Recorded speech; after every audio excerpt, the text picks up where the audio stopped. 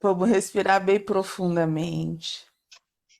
Nós vamos sentir toda a espiritualidade amiga. Nós vamos sentir Ismael, vamos sentir Ruiz, Eliamar e todos os espíritos que estudam junto conosco, para que assim possamos nos sintonizar, nos fortalecer e tenhamos uma tarde de muito aprendizado.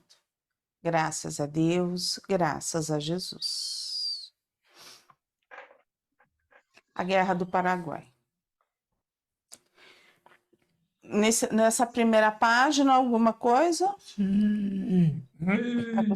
Você e Virgínia anotaram todo o livro, então vamos embora. Eu marquei no final da primeira página o último parágrafo.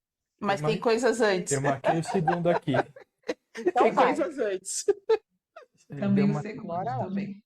Você não quer ler para mim? Segundo parágrafo. Dom Pedro II, à medida que ia ampliando o patrimônio de suas experiências em contato com a vida e com os homens, amadurecia cada vez mais as belas qualidades do seu coração e de sua inteligência. Suas virtudes morais granjearam para sua personalidade mais que a simpatia popular, pois o generoso imperador, de cuja dotação de se beneficiavam tantos pobres e se educavam inúmeros estudiosos sem recurso, vivia aurelado pela veneração carinhosa das multidões.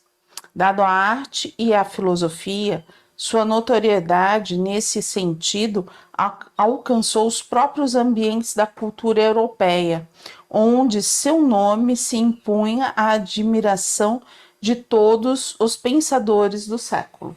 Eu anotei esse pedaço aí para a gente ver como que Dom Pedro II era especial, né? Ele estava preocupado com o povo, né? A gente não pode esquecer que é rei, né? A ideia que se tem de rei, ou que se tinha de rei, era aquele que tinha todos os seus súditos trabalhando a seu favor, né? Na realidade, ele era um verdadeiro líder, né? Porque líder é aquele que trabalha em favor dos liderados, né? Era isso que era Dom Pedro. E a forma, o desenvolvimento dele com filosofia, nas artes, chamava atenção, inclusive na Europa, né? E o Brasil era bem afastado. Se hoje nós somos afastados da Europa com toda a comunicação que nós temos, imagina naquela época que tudo ia de caravela para um lado e para o outro, né?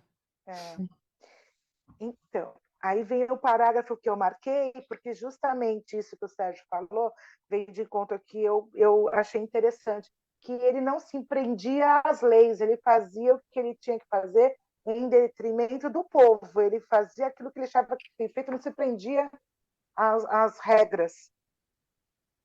É isso aí. E isso deixava as pessoas, os políticos, bem chateados, né? Exato. Algo mais nessa página? Essa não. Não, é a outra página. Alguma coisa? Virgínia?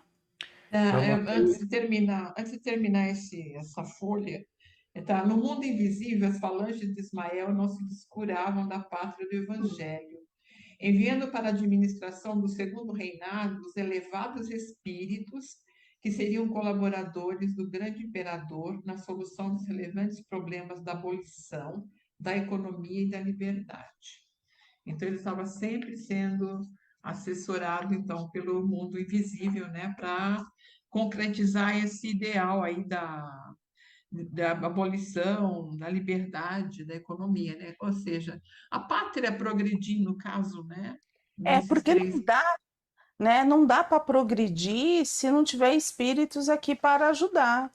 Como a gente já sabe, ó, Ismael reencarnou, Joana de Ângeles reencarnou, diz Ismael?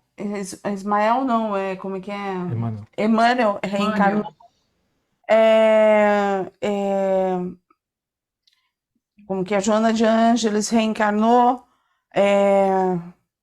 Dizem que a princesa Isabel reencarna. Quer dizer, então, são projetos para esse futuro. né? São projetos para esse futuro. Já há uma preparação, mas ninguém vem sozinho, né? Tem que vir em bloco para conseguir, porque se vier sozinho, Se a gente for pensar bem, a dificuldade toda é o seguinte: aqueles que estão mais à frente não utilizam determinadas armas, vamos dizer assim, e quando eu falo arma, não estou dizendo espada, né? Os que estão um pouco mais à frente em questão de moral, ele não usa determinadas armas que os que estão mais atrás utilizam, né? Então, precisa ter um número maior, porque senão você não consegue fazer. não consegue caminhar, né? Você é blindado pelos aqueles que estão na negatividade, né? Algo mais? Eu tenho no final dessa página aí um parágrafo que começa assim: após. Alguém tem acima? Não, Eu é só após isso. acho que também, o após meu também. acho que é acima. Eu tenho na página 154, no último parágrafo, penúltimo. O homem, porém, terá de constituir o patrimônio Ah, do seu progresso e iluminar o caminho da sua redenção à custa dos próprios esforços e sacrifícios na senda pedregosa da experiência individual. Esse daqui é que também a gente fala, né? Que a gente só consegue as coisas assim sem terceirizar nada a ninguém, pelos nossos próprios esforços, né? É isso aí. Na verdade, assim, nós estamos falando do Brasil, né? é. Mas o Brasil não vai crescer sem o trabalho de cada um, né? Uhum. É. Não tem jeito. Não. Bora. Após uma das festas que comemoravam os acontecimentos, Dom Pedro II se retira silenciosamente para o recanto do seu oratório particular.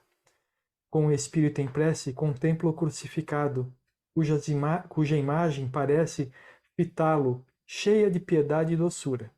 Nas asas brandas do sono, o grande imperador é então conduzido a uma esfera de beleza esplêndida e inenarrável.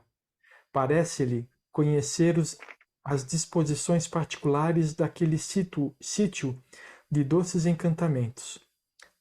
Aos seus olhos atônitos surge então o Divino Mestre, que lhe fala como nos maravilhosos dias da ressurreição, após os martírios indizíveis do Calvário, assinalando as suas palavras com sublime brandura. Aqui eu dou uma pausa, demonstrando que Dom Pedro II ele fazia parte de esferas mais elevadas, né?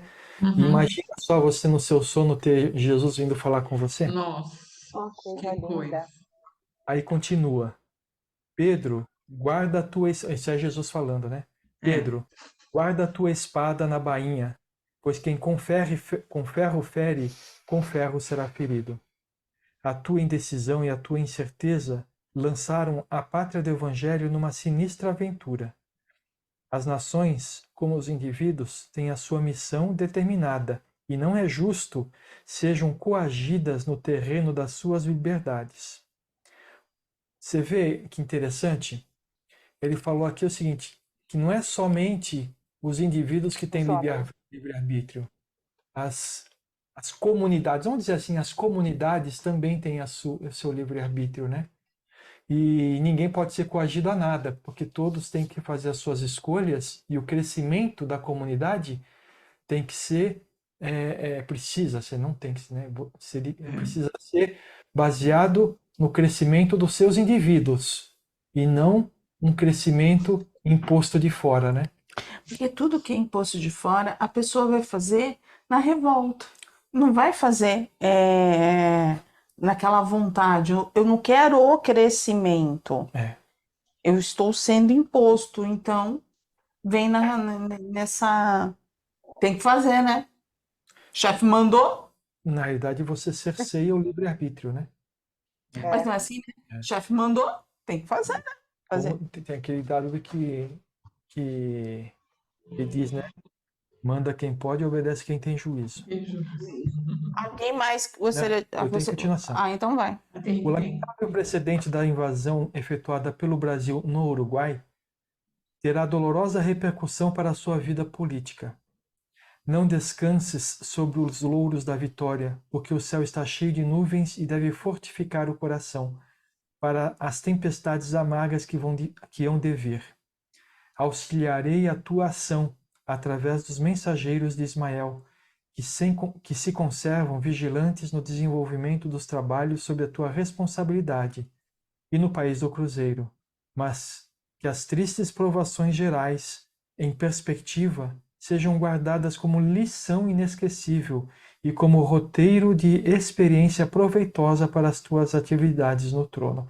Ou seja, Jesus está falando que as ações que ele tomou lá invadindo e lutando contra o Uruguai vai ter Uhum. consequências, né? Assim como todas as investidas que nós fazemos contra o livre-arbítrio das outras pessoas também tem consequências para nós, né?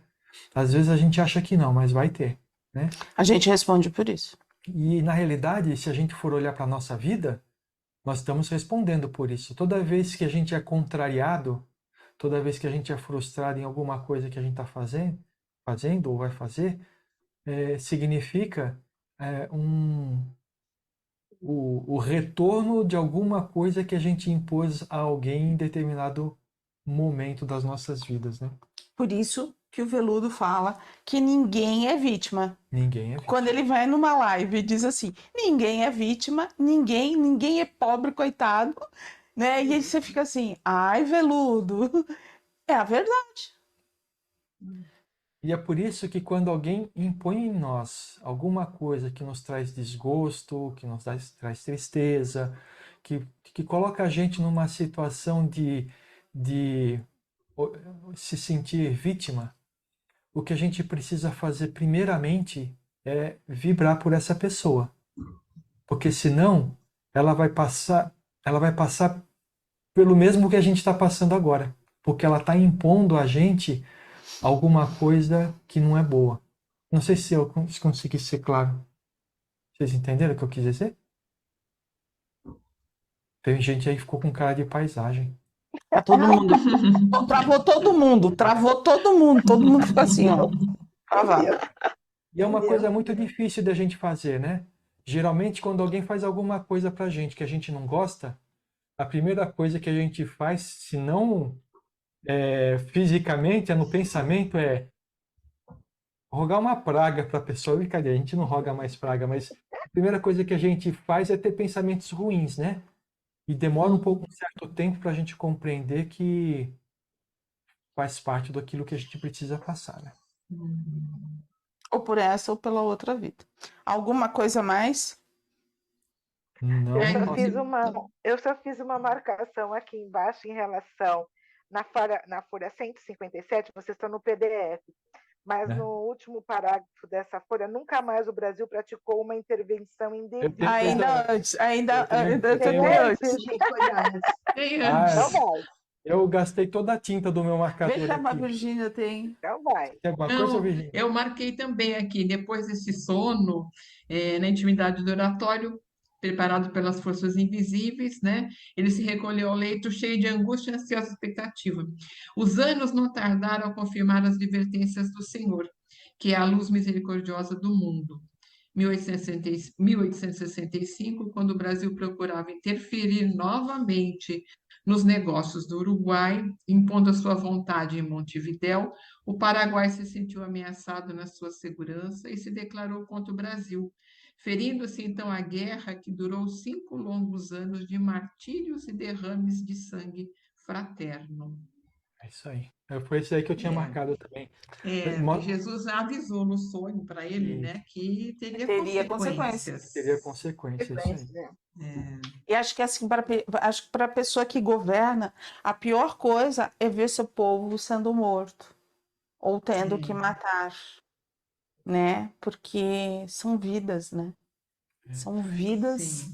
E do jeito que ele era mais sensível, então não era simplesmente uma simples batalha, mas sim trazia, né, a angústia realmente. Mas o que acontece é o seguinte, né? Se a gente perceber bem, esse tipo de coisa cria uma animosidade entre os países, não é isso? Sim. E essa animosidade vai crescendo enquanto não cessa essa tentativa de interferência, né? Então a gente compreende, por exemplo, por que o Paraguai se revoltou. Por quê? porque ele viu o Brasil interferindo no lugar, falando, logo, logo vai ser eu, né? Sim, sim. Só que, novamente, né? Fazendo um paralelo conosco, a mesma coisa acontece quando a gente interfere no livre-arbítrio dos outros, não é verdade? E quando que a gente interfere no livre-arbítrio dos Quando a outros? gente impõe a nossa vontade. Sim. E muitas vezes a gente não vê A isso. gente não percebe. E a gente, muitas vezes, a gente faz isso achando que está fazendo bem para o outro. E quando a gente vê, a gente já ultrapassou todos. Não foi nem um tantinho de limite. A gente ultrapassou todos os limites. E aí, né, isso acontece muito com os nossos filhos. É. Era isso que eu estava Quando eles são pensando. pequenos, quando eles são Isso que eu ia pequenos, eles perguntar. precisam de orientação. Sim. Quando eles se tornam, e às vezes até um certo grau de De orientação. Continua sendo. mas você vê que ele vai se machucar, você acaba até proibindo ele de fazer alguma coisa. Isso é interferir no livre-arbítrio, Mas né? é uma orientação, né? Mas quando eles crescem, a gente continua tentando fazer a mesma coisa, né? E quando eles crescem, a gente tem que respeitar o livre-arbítrio. Deve continuar orientando. Só, olha, eu acho que o melhor é assim, mas tem que deixar na mão deles para decidir. O Ruiz, quando conversa com a gente, Jesus, quando conversava, olha o que ele conversou com Dom Pedro. Vamos analisar ele. Ele não falou assim, olha, segue pela direita. Olha, você vai ter consequências. É o que você faz, vai ter consequências. Pensa bem no que você vai fazer. Pensa bem, a consequência vai vir. Já tá aí, tá? Mas ele falou assim, muda, vai lá, você precisa. Se você não fizer, você vai se machucar. Ele não fala, ele dá o livre-arbítrio. O Ruiz, quando vem conversar conosco, o que ele fala? Reflitam, reflitam. Ele não fala, por favor, Sérgio, menina, façam isso, façam aquilo. Não, é livre-arbítrio, leva, reflete. Não tá bom, mas se vocês quiserem, vocês vão assumir as consequências. Né? Então, assim, e nós? Como que nós fazemos? Como que está o nosso livro de controle? Sim. E Ele fala aquele também, né? silêncio se abate sobre a humanidade. Eu digo, como nós... Percebe aquela nuvenzinha sobre a cabeça das pessoas, falando assim, o que eu fiz ou o que eu vou fazer. É isso aí. Qual é o nosso nível de controle? Tá tudo aqui, se tiver nas nossas mãos, estou feliz, estou de boa. Hoje Cabestro curto. aqui, né? Hoje a gente já consegue. Tá tudo certo. Tudo certo. Respirar. Tá tudo certo. Tá tudo certo. Então, assim, largamos o controle? Não, tá tudo no controle. Tá tudo no controle. Tá tudo no controle. Olha, novamente, a A gente gente acha que está no controle. o que acontece é o seguinte, é como Jesus falou para Pedro, né? O que a gente precisa é refletir sobre o assunto, né? Porque com certeza as consequências vão vir de tudo aquilo que a gente fizer, de bom e de ruim. Não é só o que é bom e o que é ruim, depende do quê? Você sabe? E a Solange já saiu correndo até. Do que Eu não depende o que sei. é bom e é ruim? Depende do que a gente acha que é certo ou errado. Da sua Eu não posso interpretação, né? impor, eu não posso impor o que eu acho certo e o que é errado para ninguém, porque senão eu vou estar interferindo no livre-arbítrio. Então, baseado em todos esses estudos que a gente vai fazendo, nós temos que compor dentro de nós aquilo que é certo e errado para nós. Porque só nós vamos responder por aquilo que a gente fizer. É claro, a gente vai aprender com a experiência dos outros, né? E aquilo, assim, é nosso, é individual. É isso aí. Não vai ter. A gente não consegue passar pro outro. Não. Porque o outro sente e pensa de maneira diferente. Então, quando você falou do controle, eu falei que está tudo no controle por causa da cirurgia. Eu enchi o meu filho, eu falei, ó, tem que fazer isso, isso, vou marcar isso, isso, isso. Ele, peraí, calma, eu tô aqui. Eu faço. Não se estressa, não está tudo nas suas mãos. Calma, eu te ajudo. Eu falei, é verdade, né? Eu quero arrumar Resolver tudo. Aí ele tudo. falou, calma, mãe. Deixando tudo. Aí ele, calma, mãe, eu tô aqui. Eu faço, eu vejo, se precisar. Eu falei, tá. Então tá difícil largar o controle. Eu tento. Ah, Mas acho que o Ai, principal é isso, né? A gente fazer uma análise sobre aquilo, como que a gente está se relacionando com as pessoas e identificar quando nós estamos ou quando nós não estamos invadindo o livre-arbítrio do nosso próximo. Ó, aí é que tá. Gostei. O Gabriel fez uma cirurgia extremamente difícil, né? No primeiro dia que ela tentou fazer colocar o dente, fazer tudo aquilo, ela falou assim, ó, não vai dar muito certo, né? Porque tinha muito sangue, aí ela me olhou e falou assim, vocês decidem. Ele que tá sentindo a dor e você que é a profissional. Aí chegou um momento, ele falou, não aguentava. O dente caiu na sexta-feira, né? Durou. Ele colocou na quarta, o dente caiu na sexta. Fomos para um profissional de emergência. Ele falou assim: ó, é melhor tirar. Aí, assim, ele olhou pra gente, faça aquilo que você precisa fazer. Fomos na dentista de emergência na segunda-feira, porque ela queria avaliar tudo. Ela falou assim: a gente pode colocar. O que que você acha? Eu falei assim: eu não decido nada. Não é a minha boca, não fui eu que passei pela cirurgia, foi ele. É ele que tem que decidir, né? E é um papel muito difícil da gente fazer, viu, gente? Sabe por quê? uhum. Porque a decisão é dele, né? E aí, para as coisas, né? Eu não estou falando só do nosso filho, não, mas para as coisas. E aí, às vezes, você vê tomando decisões que, no nosso ponto de vista, não são as melhores. E o que que a gente faz nessa hora? Anda, conversa com Deus. O que que a gente faz nessa hora? Vai interferir? Difícil, não podemos. Porque aquilo que eu penso ser o melhor é avisa que talvez a decisão não seja a melhor e deixa tomar a decisão. Mas esteja do lado para quando tropeçar e cair. A mão. Dá a mão, mas sem falar, eu te disse. Sem jogar na cara, né? Porque quando você fala eu te disse, você está se colocando superior à pessoa. Então, se você está muito mais alto que a pessoa, como você vai ajudar ela? Uhum. Então, se coloca do lado, vamos juntos, vamos caminhar juntos, né? É porque essa história do eu te disse, eu te avisei. É horrível. É horrível, né? Quem É. nunca passou por isso?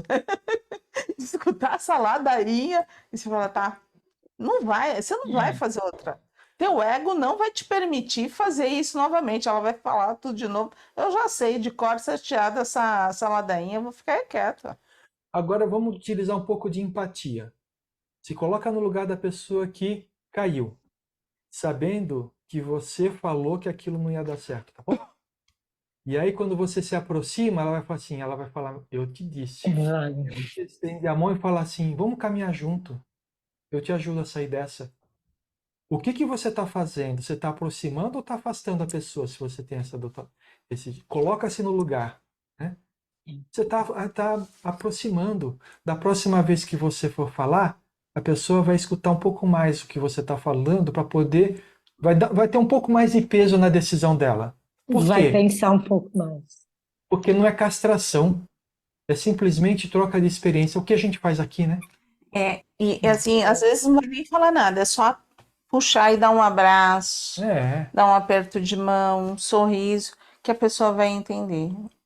Às vezes Aquele vídeo que você colocou, desculpa, falando da empatia, nossa, o Eu vi. exemplo que ele deu do rapaz, lá do senhor almoçando no refeitório.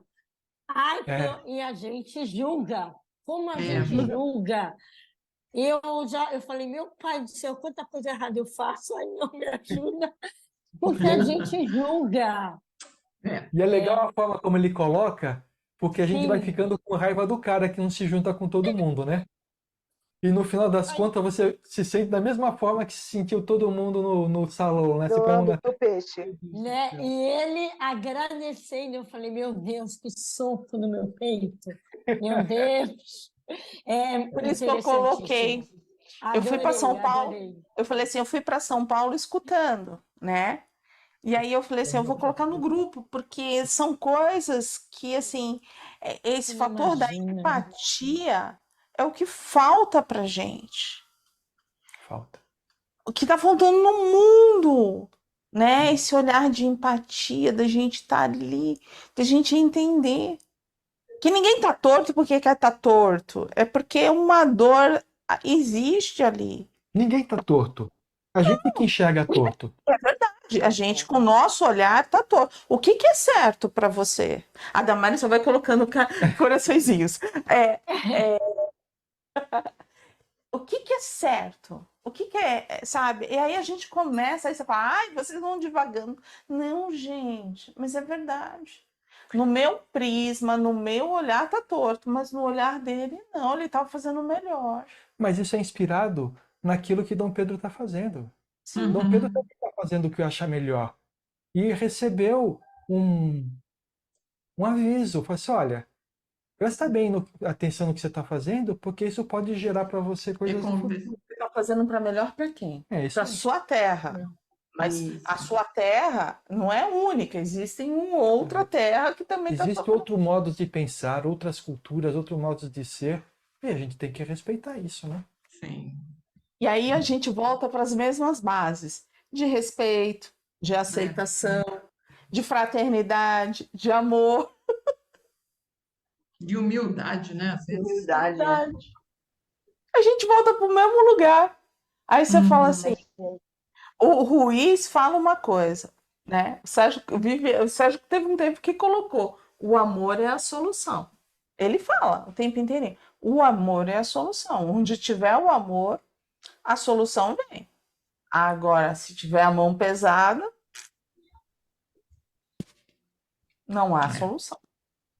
Vamos terminar esse A capítulo? gente, vamos. Só uma coisa que eu queria dizer. A gente lê um livro, 2 livros, 3 livros, parece que é como se fosse realmente um disco riscado, que a gente todo envolve os mesmos sentimentos a todo momento. A todo instante, em qualquer livro, qualquer leitura, os sentimentos são sempre os mesmos que a gente tem que trabalhar dentro da gente, né? É verdade. E no nosso relacionamento, conosco mesmo e com as pessoas, é aquilo que o Ruiz diz. O amor é a solução. Se a gente conseguir aplicar isso da sua forma mais, né, essência, né? A gente vai perceber o quanto que a gente vai crescer, sabe? A gente olha os nossos desafetos e fala, o amor é a solução. Imagina, a gente acha vê as pessoas que estão com dificuldade, o amor é a solução e se encaixa em qualquer coisa, em qualquer coisa. Sabe onde que não vai se encaixar? Onde o nosso ego impedir que a gente faça o certo. Que ele falar mais alto, que ele gritar, aí não vai ter acordo. Juliana, você falou alguma coisa, eu não escutei aqui. A nossa vaidade. Vai. Você fala assim, mas no ambiente de trabalho, não dá para você fazer isso. Claro que dá. Amor não significa sair beijando todo mundo, não. O amor significa você estar lado a lado com as pessoas que trabalham com você, quer sejam subordinados, quer sejam pessoas do seu mesmo nível, quer sejam pessoas acima do seu nível.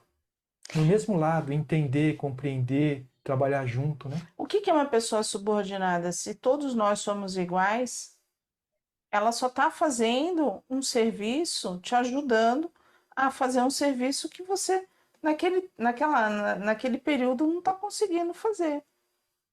Mas muitas vezes a gente leva como o quê? Que eu estou pagando.